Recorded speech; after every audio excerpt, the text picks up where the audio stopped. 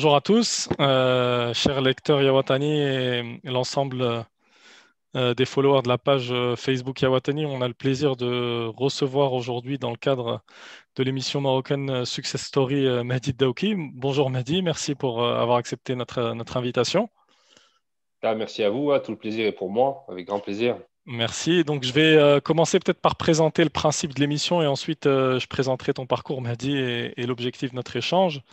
Moroccan Success Stories, c'est une émission mensuelle sur Yawatani qui a pour but de mettre en lumière les Marocains de la diaspora dans le monde qui ont réussi, entre guillemets, dans leur domaine et qui ont su développer une expertise dans leur domaine.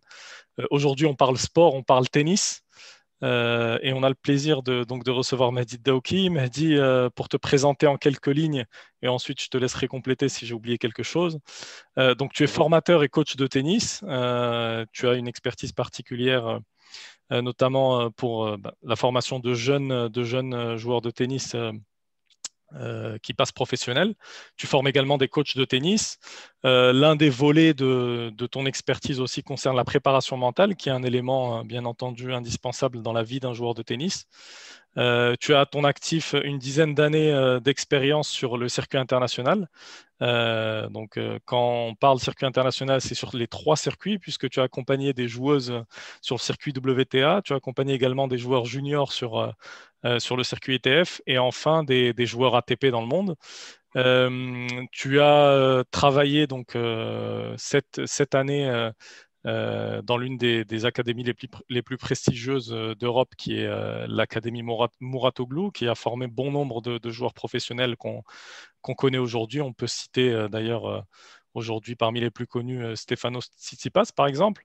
Et tu as également créé une académie au Maroc. Donc c'est un projet que tu as créé notamment dans les villes d'Agadir, Tanger et de Marrakech.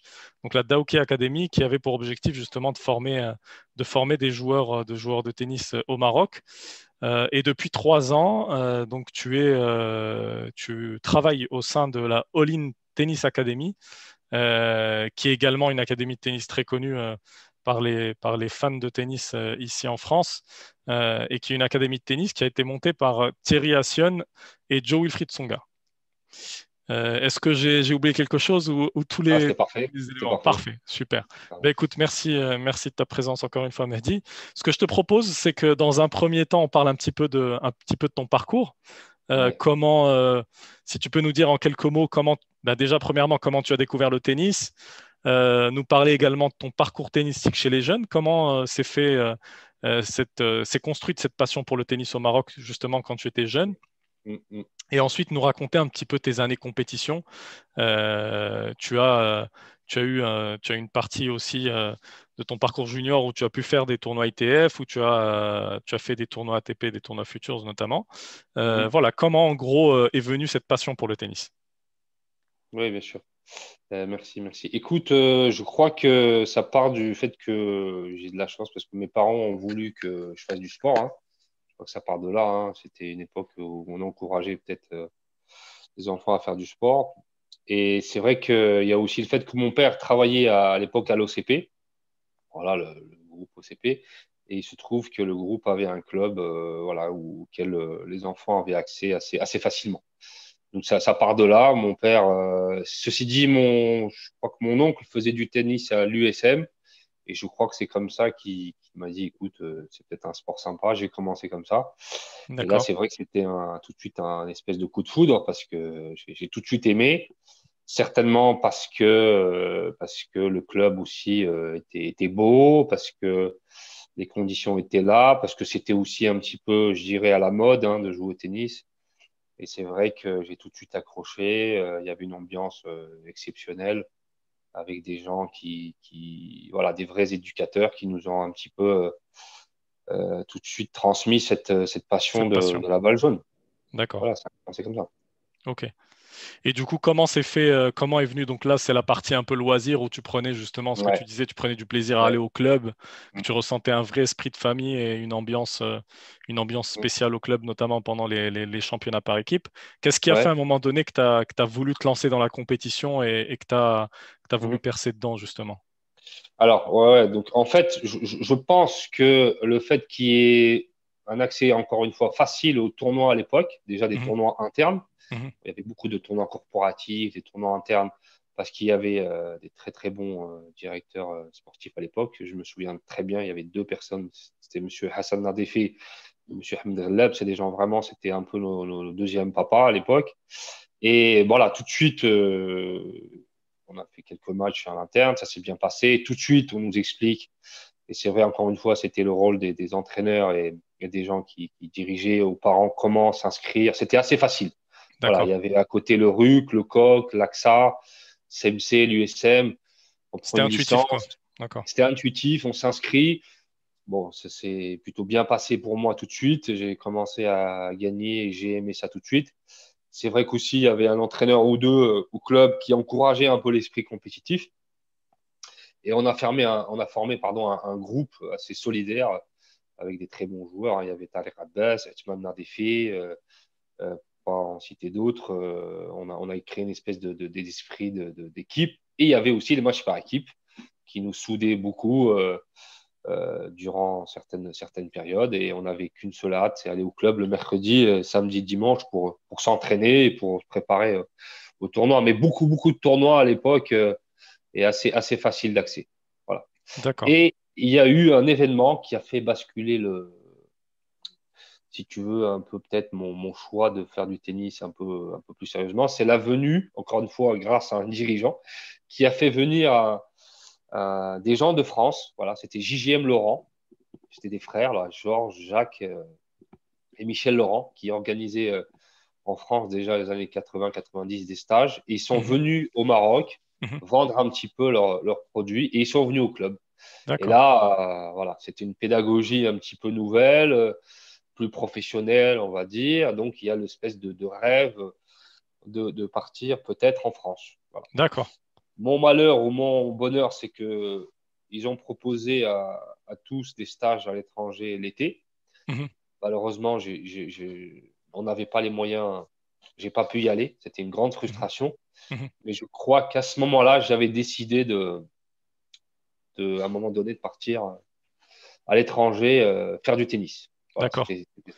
Et là, pas encore, tu n'étais pas encore dans la vocation d'entraîner, tu étais vraiment dans une optique de devenir pro, c'est ça? Alors là, je veux être pro, j'ai 13 ans, 14 ans. D'accord. Je regarde Roland Garros, il y a Lendl, il y a Chang, il y a Agassi. Voilà, je suis. Et D'accord. puis surtout, j'habite.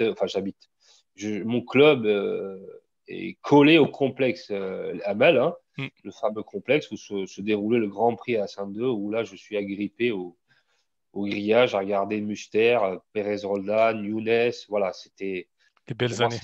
c'était fou, quoi. Ouais, c'était fou. D'accord. Donc, je commence à tanner, excuse-moi du terme, mes parents pour partir à l'étranger et faire un sport-études. Voilà, ça part de là. D'accord. Donc Sachant ça, que déjà à c'est l'époque, vraiment ton objectif principal. complètement, Ok. complètement. Je veux partir faire un sport-études parce que déjà à l'époque, il n'y a pas de. Enfin, déjà, je veux dire, à l'époque, il n'y a pas de sport-études au Maroc. Et j'entends parler du fait qu'on peut allier études et tennis en Europe. Voilà. D'accord. Et du coup, quels vont être les moyens que tu vas mettre en œuvre pour atteindre ton objectif? Hormis tanner tes parents, c'est quoi le moyen? Bah, c'était compliqué, hein. C'est compliqué. D'accord. Et je crois qu'aujourd'hui, si j'aime autant ce milieu, si tu veux, à la fois il y a le côté éducatif, le côté sport, c'est parce que je crois il y a une blessure chez moi à ce moment-là qui a fait que j'ai commencé à me rebeller. Voilà, j'ai quoi, D'accord. 14-15 ans à dire je veux faire du tennis. Du coup, à moins être sérieux à l'école, alors que je pense que j'étais pas trop mauvais. Mhm. Et du coup, on conflit avec mes parents D'accord. pour partir. Et là, je pense qu'à 16 ans, je dis, bon, maintenant, j'ai un de mes meilleurs amis qui est parti au Canada faire un sport-études, Mhm. qui s'appelait Mohamed Daki. Et pareil, il est parti un an ou deux, il est revenu, il a commencé à me mettre des branlées pour pas être vulgaire, alors qu'avant, c'était moi qui le battais. Donc, je Mhm. me suis dit, tiens, il est parti, il est revenu, il est meilleur que moi, il faut que je parte.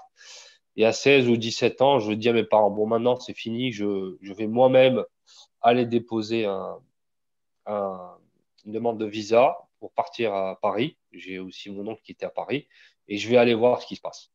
D'accord. Et j'ai eu de la chance. Ça a été D'accord. un concours de circonstances. Je pensais déjà pas avoir mon visa parce que c'était très, très, très compliqué à l'époque. Mhm. Je suis arrivé en France en 98. Je cherchais une école pour faire un sport-études et là commence un espèce de processus assez intéressant ici à Paris entre chercher une école avec des horaires aménagés, un club qui pourrait m'accueillir pour faire du tennis sérieusement et c'était parti quoi. D'accord, très bien. Et du coup, quand arrives en France, tu trouves donc le cadre, je veux dire, tu vas chercher justement ce cadre pour réaliser ton Ouais, projet. ouais, Et ça a été quoi le déclic à un moment donné quand tu t'es dit je vais entraîner? Comment tu as fait la transition justement pour passer entraîneur? d'accord.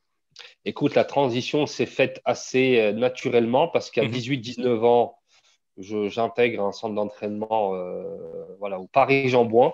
Il y D'accord, a quand même là, il y a Gaël Monfils qui est là, il y a Roger Vasselin qui est là. d'accord. Donc j'ai aussi encore une fois, je ne sais pas si de la chance, mais c'est la bonne étoile. Et aussi une espèce de club qui a envie de, d'évoluer et de développer tout. C'est-à-dire que de l'école de tennis au centre d'entraînement, ils ont envie d'amener quelque chose de bien. Et c'est la période où le tennis évolutif, avec Olivier Le Thor, commence À essaimer. à prendre place. Voilà. Et coup de foudre encore une fois, Olivier Le Thor, en train d'intervenir chez nous à Jean-Bouin, je vois le truc, je dis mais qu'est-ce que c'est que ce martien là parce que c'était quand même assez impressionnant. Et mon directeur sportif de l'époque me dit Mehdi, est-ce que tu veux faire un peu d'argent le mercredi, samedi en donnant quelques coups. Voilà. Et il se trouve que j'aime enseigner. En tout cas, ça ne me D'accord. dérange pas parce que j'ai toujours envie de jouer. Mhm. Et je te la fais courte hein, parce qu'après, je continue à jouer jusqu'à mes 21, 22 ans où je monte à négatif. Je fais tout pour être professionnel. Hein. Mhm. J'y crois. Je vais en Roumanie, je vais en Tunisie, je vais faire les futurs au Maroc, je fais les futurs en France. Je me rends compte que ça coûte beaucoup d'argent, Mhm. que c'est très difficile tout seul. Je mets de côté mes études, donc ça fait beaucoup de sacrifices et T'as pas le je vais retour sur pas là où investissement. non, je vais Et pas ça, là où je voudrais être. Voilà. d'accord. Et ça m'amène justement à la question suivante que j'ai envie de te poser, c'est que on sait que quand on est marocain, justement, quand on grandit au Maroc, on sait qu'il y a deux modèles un petit peu d'approche du tennis qui sont complètement différentes. Les US, l'école US et l'école Ouais, ouais, française. ouais. L'école française est très orientée loisir dans le sens où quand tu grandis dans le modèle français, il faut à chaque fois faire partie des meilleurs pour passer par les centres fédéraux, etc. Et du coup, tu as un Absolument. filtrage qui se fait à chaque niveau. Ouais, Tout en sachant que moi, de ma génération, ce que je me rappelle, c'est que les meilleurs joueurs marocains, quand ils partaient en France, ils pouvaient être d'ailleurs première série ou deuxième série au Maroc. Quand ils partaient en France, c'était un peu la fin du parcours parce que tu n'avais pas t'avais pas comment dire, l'environnement idéal qu'on a aux US. Les US, les gens partent dans des super universités, font de bonnes études et en même temps, donc, ils ont des bourses et ils peuvent jouer en université. mhm, Et ce qui fait que t'as des joueurs comment dire, qui font leurs études et ensuite vont sur le circuit professionnel. Comment justement, toi qui a évolué dans les ouais, deux ouais, environnements, parce que ouais, tu as travaillé pour Moratoglou, tu as été aux US, tu as parcouru ouais, le monde ouais, avec des joueurs professionnels, ouais. quels sont j'ai envie de dire, les bons et les mauvais côtés? Euh, ouais, c'est une très bonne question et pour rien te cacher, on a fait intervenir un joueur français franco-américain qui s'appelle Maxime Cressy. C'était super Mhm, intéressant parce que c'est un gars qui a été formé en France mais qui est parti à UCLA après et qui est aujourd'hui quand même 150e mondial, mhm. qui parlait de ça. Si tu veux, en France, bon, il y a quand même, disons qu'il y a quand même un nombre de clubs et un nombre de licenciés et de tournois impressionnants. Hein. Si tu veux faire de la compétition, tu seras servi ici. Mais c'est vrai qu'à 15-16 ans, euh, peut-être parce qu'il n'y a pas beaucoup d'académies privées, peut-être parce qu'il n'y a pas une culture qui va tendre vers je veux être un champion, voilà, je veux être le meilleur. On a plus tendance à voilà, vouloir assurer nos arrières en faisant des études et faisant un peu de compétition voilà, pour être un bon joueur. D'accord, Et aux États-Unis, le système universitaire, euh, c'est quelque chose qui peut encourager le fait de continuer à faire des études de qualité et garder un bon, voire un très bon niveau de tennis. Là, on le voit aujourd'hui, hein, il y a beaucoup plus de joueurs universitaires qu'avant. C'est-à-dire qu'on peut jouer jusqu'à faire allier études et tennis jusqu'à 21, 22 ans. Et derrière, aller sur le circuit Se lancer sur le international circuit pro. sans D'accord. problème. Voilà. D'accord. Donc, si tu veux le 18, 21, 22 aux États-Unis, si on choisit bien l'université, va nous permettre de rester dans un Dans le meilleur tennis. environnement qu'en France. Ouais, ouais. Ce qui n'est pas le cas en France où, comme on le disait tout à l'heure, tu as beaucoup Bah, de joueurs qui abandonnent en fait au détriment des si t'es études, pas, comme tu comme tu as disais. dit, si t'es pas à la Fédé, si t'es pas à la Fédé, et si t'es pas dans des académies privées, il y en a pas non plus 10 000, hein, il y en a Mm, 4-5, bah, et si tes parents ne sont pas millionnaires, c'est mm, compliqué. Ouais. mm. Ouais, d'accord. Ok. Ok, ok. Euh, et du coup, ce que j'aimerais qu'on voit maintenant, c'est donc on a vu un petit peu l'évolution comment dire, du joueur marocain ensuite. Mm. C'est faire un petit peu, tu sais, le constat du tennis. Tu en parlais très bien tout à l'heure. Dans les années 80-90, Ouais, quand je dis les années, c'est-à-dire la génération 80-90, ouais, les clubs étaient fournis en licenciés, on avait des ouais. dirigeants de qualité. Toi, ça a été justement un des éléments dont tu as parlé tout à l'heure. Mhm. On avait des dirigeants fédéraux aussi de qualité, Ouais, en la ouais, personne de Mohamed Mjid Larhmou, qui vraiment ouais, était une personne exceptionnelle au Maroc d'un point de vue tennistique. On avait une équipe de Coupe Davis qui était tous les ans en groupe mondial. Et ouais, moi, je me rappelle de matchs assez extraordinaires au complexe ML, justement, France-Maroc, ouais, ou aussi, ouais. je ne sais pas si tu te souviens du match entre le Maroc et l'Espagne à Madrid, où l'Espagne avait difficilement gagné Ouais, 3-2 contre le Maroc, bien sûr, je me souviens, bien suite à la sûr. blessure de Karim Alami, justement. Mhm. Euh, donc, comment tu expliques Écoute, cette ouais. chute bon, je vais utiliser un peu des mots durs, mais c'est bien de dire les choses. Cette chute vertigineuse du Maroc, le Ouais, dernier, le dernier, le dernier joueur, je me souviens, dont on peut parler, qui a eu un parcours professionnel intéressant, plus qu'intéressant, c'était Reda Lamrani, mhm. qui avait atteint la 140e place mondiale et qui avait, je ne sais pas si tu te souviens, perdu contre Stanislas Wawrinka en huitième, je crois, ou en quart de finale du Grand Prix Hassan II. Ouais, bien sûr. Comment tu expliques cette chute vertigineuse Écoute, bien ouais, entendu, dans un cadre, quand on voit plus largement, le sport marocain de manière générale, ouais, hormis le ouais. foot, se porte très mal. Mais selon toi, avec ton œil d'expert, comment tu juges cette situation? Écoute, je vais essayer de partager avec toi ce qui me paraît peut-être important de relever. Pendant que tu parlais, tu vois, j'ai eu un espèce enfin, j'ai pensé à quelque chose. Je pense qu'il y a une question de cycle. Il y a des cycles comme ça qui sont. Voilà, on peut pas toujours. Je pense que toutes les Être au top? nations du monde aujourd'hui se posent la même question. Mais peut-être, je dis bien peut-être, tu es à Paris. Regarde, moi, tu es à Paris, tu es en France. Moi, je suis franco-marocain. Je crois que dans les années 60, 70, 80, je dis bien je crois, hein, je dis bien je crois, le fait qu'il y ait une espèce comment dire, de mixité, il y avait beaucoup de Français hein, au Maroc qui venaient. Voilà, je t'ai parlé de Guy Forger, je t'ai parlé de Cédric Nouvel, je t'ai parlé de la famille Di Pasquale. Je crois que le fait que il y a eu voilà, une communauté de joueurs français ou d'enseignants français au Maroc pendant 15-20 ans, peut-être plus Mhm, même, mhm. ça a amené beaucoup de choses, si tu veux, au tennis marocain. Enfin, je pense qu'on s'est amené des choses mutuellement. Voilà. D'accord. Parce qu'aujourd'hui, il y a de très bons joueurs français qui sont très reconnaissants à ce qu'ils ont appris au Maroc. Hein. Tu serais vraiment surpris. Des gens voilà, qui sont bien plus âgés que nous. Hein. Pas plus qu'hier, je parlais avec Mostafa Belkodja. Si tu veux, c'est un franco-tunisien. C'est le premier. C'est un gars qui a gagné Roland Garros Junior dans les années 60. Hein, qui me parlait D'accord. de Chedli, il me parlait de Hebabi, il me parlait de Omar Limina. Et je crois, nous, on a eu cette chance de surfer sur cette vague juste après, dans les années 80-90, où il y avait des gens compétents, des gens qui avaient des valeurs sportives, des gens qui encourageaient, si tu veux, un esprit club, qui mettaient l'enfant, si tu veux, vraiment au cœur Du de projet? ça, avec voilà, au cœur du projet, des enseignants très compétents et des dirigeants dignes de ce nom. Voilà. D'accord. Donc, c'était à la mode. On adorait aller dans les clubs. Le RUC était plein, le COQ, le CAF, le SOC, l'USM. Enfin, c'était vraiment des clubs de très grande valeur. Et nous, on a pu, comme j'ai dit tout à l'heure, faire des tournois tous les week-ends. Nos parents adoraient aller au club. Il y avait vraiment quelque chose qui se passait autour du tennis.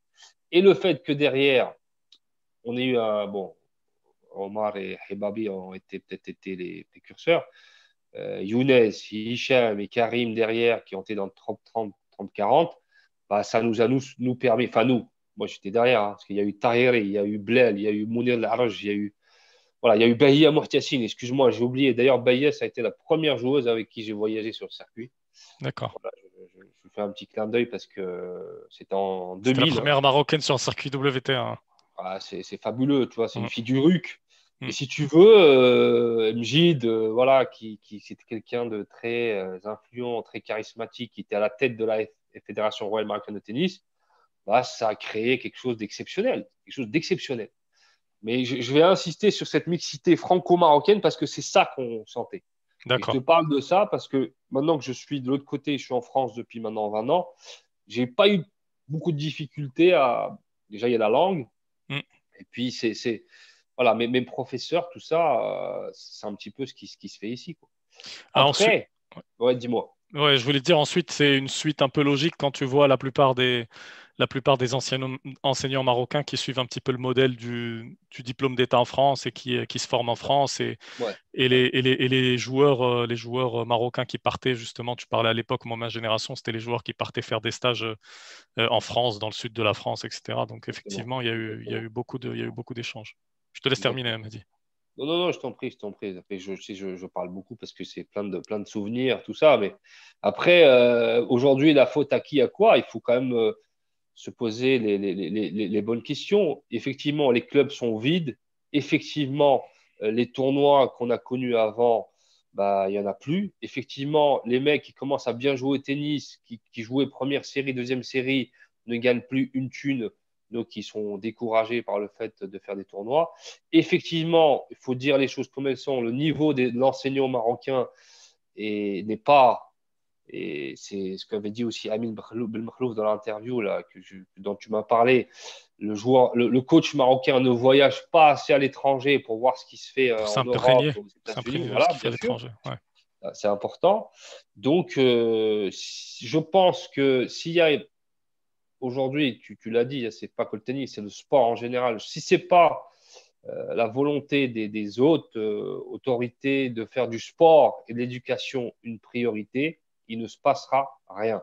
C'est-à-dire que D'accord, si on continue à faire la même chose qu'on fait depuis 20 ans, 15 ouais, ans, bah, il ne se passera rien. d'accord. Donc, Et il faut, vas-y, il faut du changement, c'est ça que tu veux dire? bah, il faut des compétences, il faut une vision, il faut de la stratégie, il faut tout ça, quoi. Ouais. D'accord.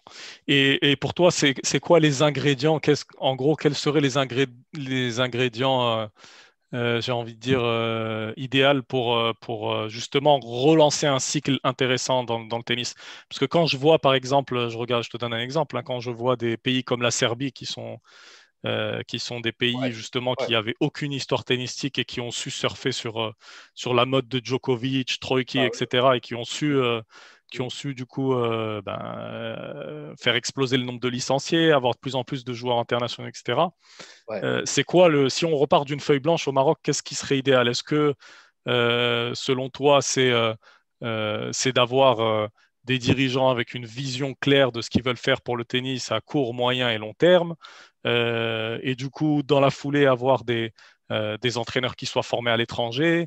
Ouais. Est-ce que ça se passe au niveau des clubs? C'est quoi, j'ai envie de dire, le, Ouais. Écoute, tu le- sais, pour avoir essayé pendant 4 ans, c'est un ami qui m'a rendu un grand service à un moment donné parce que je me suis vraiment. Voilà, j'ai essayé de tout faire pour que ça marche pour cette académie privée. Il y a l'État, il y a ce Mhm. que, ce que peut faire le ministère et je crois qu'ils ont quand même un rôle extrêmement important. C'est-à-dire que aujourd'hui, en fait, on a plusieurs problèmes. Le problème qu'on a d'abord, c'est qu'on n'a pas d'idole. Voilà, tu as parlé de Djokovic. Djokovic est très investi dans ce qui se passe en Serbie. Donc, on n'a pas d'idole, on n'a pas quelqu'un qui de va rôle nous modèle? inspirer. Mm. Voilà, quelqu'un qui va nous inspirer. Et, et pour parler des dirigeants, est-ce que ces dirigeants aujourd'hui ont fait leur temps, voilà, et il est temps voilà, De laisser la place. Voilà, dans l'entreprise, en politique, il n'y a rien de laisser la place. Peut-être pour laisser la place à des gens qui auraient peut-être une vision bien claire de ce que c'est qu'un Que le tennis. programme avec des buts. Parce que il y a les clubs. Pour moi, il faut commencer par là, savoir pourquoi les clubs sont vides.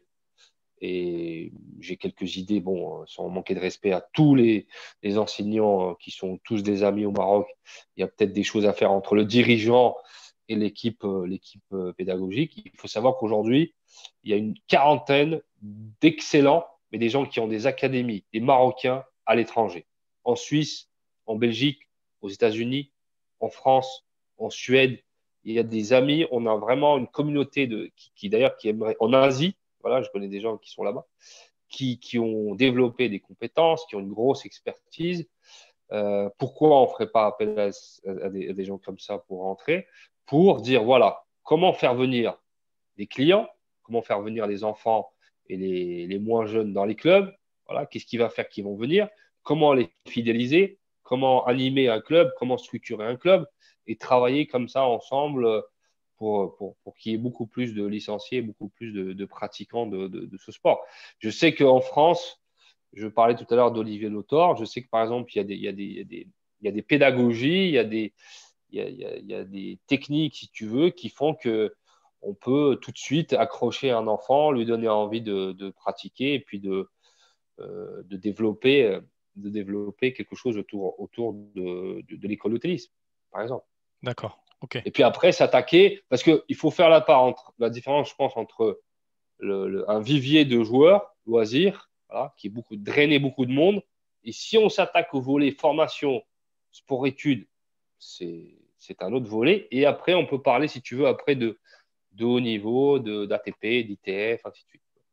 Ouais, donc comme tu le dis, c'est des projets sur le long terme, mais on n'est pas prêt, si je t'entends, on n'est pas prêt d'avoir Non, un joueur non, dans le top 100 avant 4-5 ans, quoi, minimum. non. Bon, là, on a un joueur, Benchetrit, un Oui, Elliott. franco-marocain Ouais, qui vient. Bon, j'espère que ça va amener quelque chose au Maroc, mais oui, c'est Inch'Allah. souffre de ça, oui. D'accord, très bien.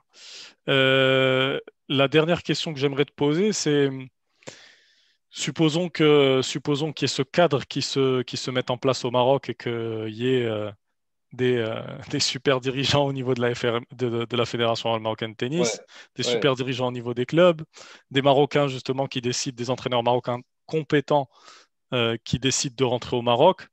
ouais. Qu'est-ce que tu vois comme, comment dire, comme lendemain pour le tennis marocain si ces conditions sont là? Est-ce que tu vois une trajectoire à la Serbie? C'est quoi No limit. C'est no limit parce D'accord. bah, tu l'as dit, hein, on avait une équipe à un moment donné de Coupe Davis qui était prête à concurrencer l'une des meilleures équipes au monde, qui était l'Espagne. Pour avoir été à Marrakech, à Tanger, à Rabat, à Casa, il y a un vivier, il y a un potentiel exceptionnel, Extraordinaire. D'accord. extraordinaire.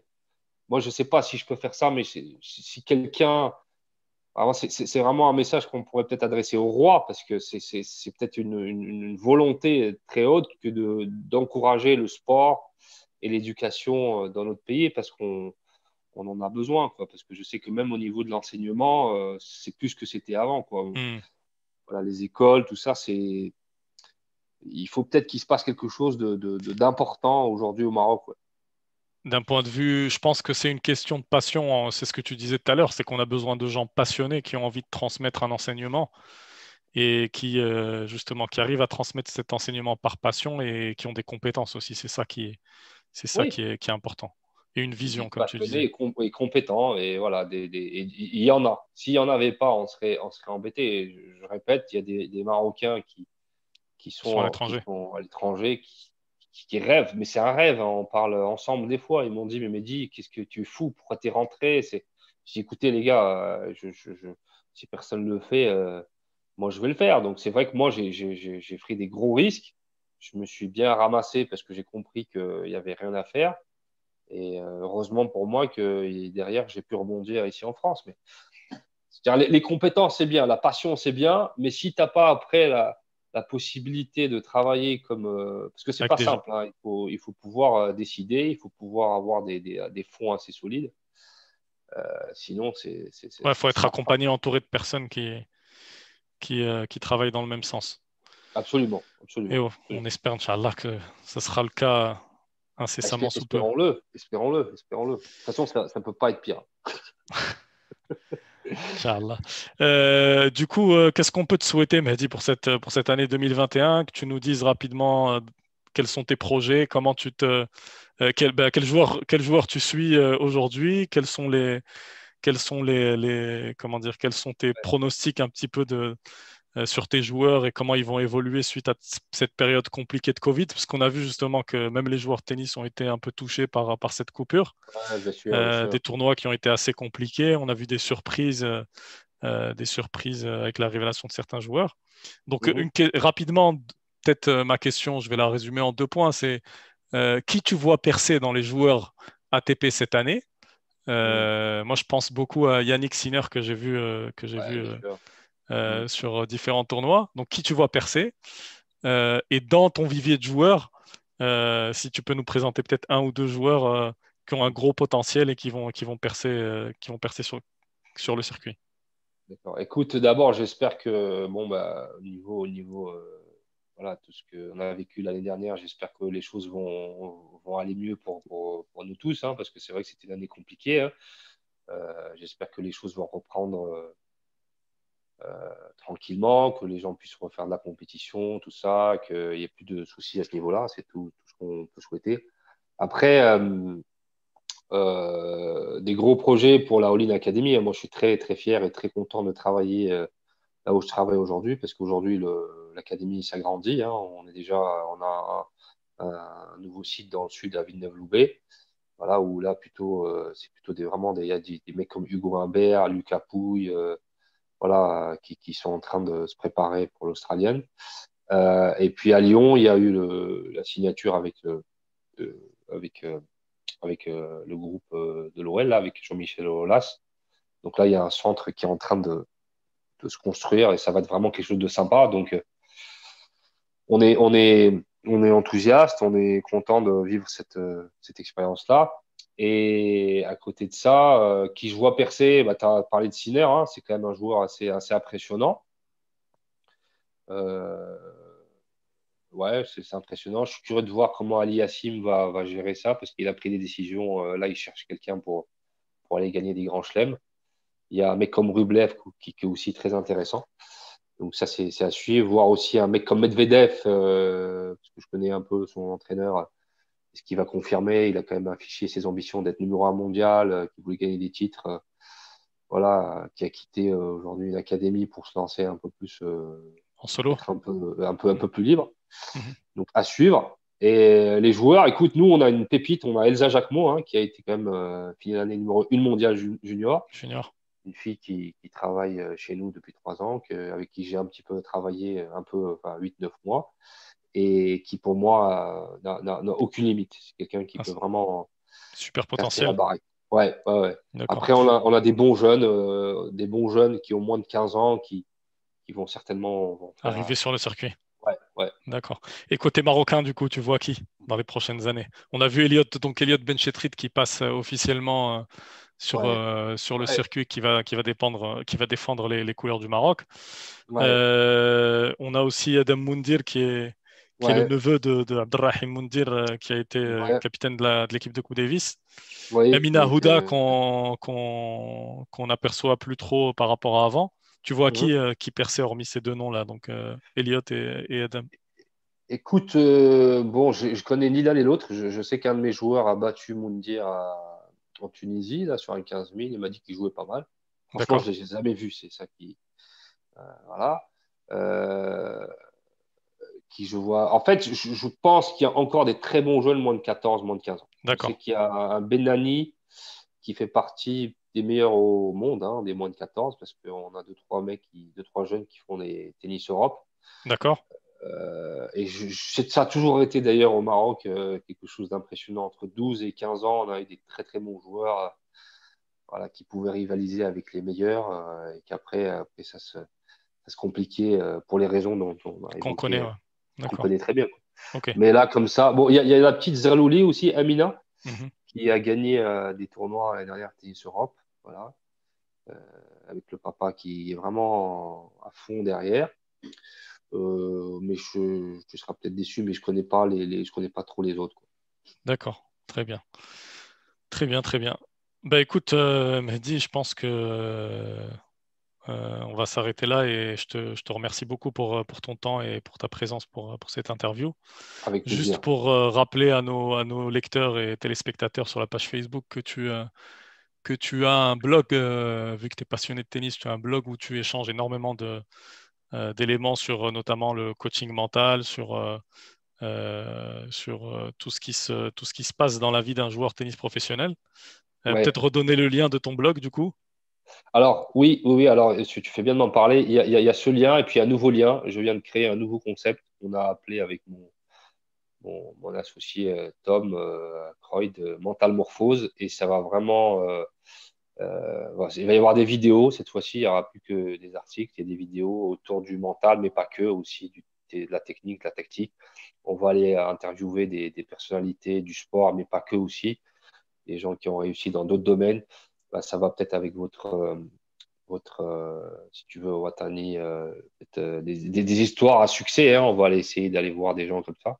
D'accord, Et donc, ça, on va bientôt communiquer dessus. Voilà. d'accord. Et je rappelle juste le lien du blog, c'est mehdidaoukicoaching.com pour les passionnés de tennis qui veulent creuser un petit peu plus. Bah, écoute, merci beaucoup Mehdi Merci à toi, Amine. Bon courage et et que de belles choses pour ce début d'année voilà, j'espère 2021, plein de projets merci. tennis réussis. Merci beaucoup. J'espère qu'on aura une belle équipe de Coupe Davis dans quelques années marocaines et qu'on se retrouvera autour du terrain. Inch'Allah, Voilà. dans un groupe mondial. Bien sûr, bien sûr, bien Inch'Allah. sûr. À bientôt. Merci, bonne journée, au revoir. Salut, salut, ciao.